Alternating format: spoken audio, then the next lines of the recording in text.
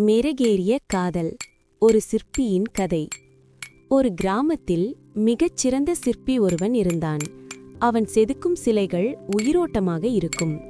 அவனுக்கு ஒரு அழகான பெண்ணுடன் திருமணம் நிச்சயமானது. அவள் மீது அவன் அளவற்ற காதல் கொண்டிருந்தான். திருமணத்திற்கு சில நாட்களுக்கு முன்பு அந்த பெண்ணிற்கு ஒரு விபத்து ஏற்பட்டது. அதில் அவளது முகத்தில் ஒரு பெரிய வடு உண்டானது.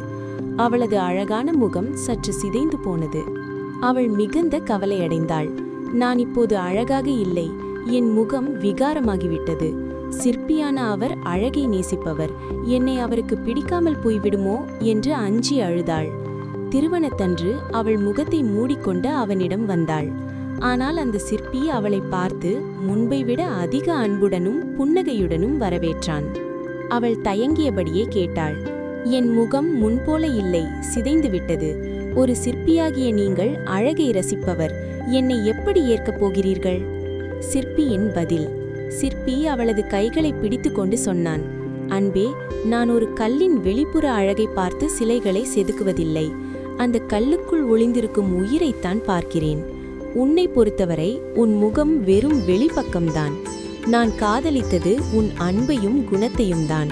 ஒரு கல்லில் சிறு கீறல் விழுந்தால் அது சேதமடைந்ததாக அர்த்தமல்ல, அது இன்னும் நுணுக்கமான ஒரு சிற்பமாக மாறப்போகிறது என்றுதான் அர்த்தம். அவளது முகத்தில் இருந்த வடுவை அவன் ஒரு தழும்பாக பார்க்காமல் அவர்கள் இருவரும் சந்தித்த சவாலின் அடையாளமாக பார்த்தான். காலப்போக்கில் அவனது நிபந்தனையற்ற அன்பால் அவளது கவலை மறைந்தது. அவள் முன்பை விட அதிக தன்னம்பிக்கையுடனும் அழகுடனும் மிளிர்ந்தாள். இந்த கதையின் நீதி: அன்பின் ஆழம். உண்மையான காதல் உருவத்தை பார்ப்பதில்லை, உள்ளத்தை பார்க்கிறது. துணையாக இருத்தல்.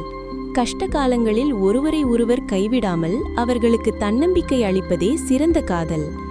உடல் அழகு காலப்போக்கில் மறையலாம், ஆனால் அன்பினால் பிணைக்கப்பட்ட இரண்டு மனங்களின் அழகு என்றுமே குறையாது.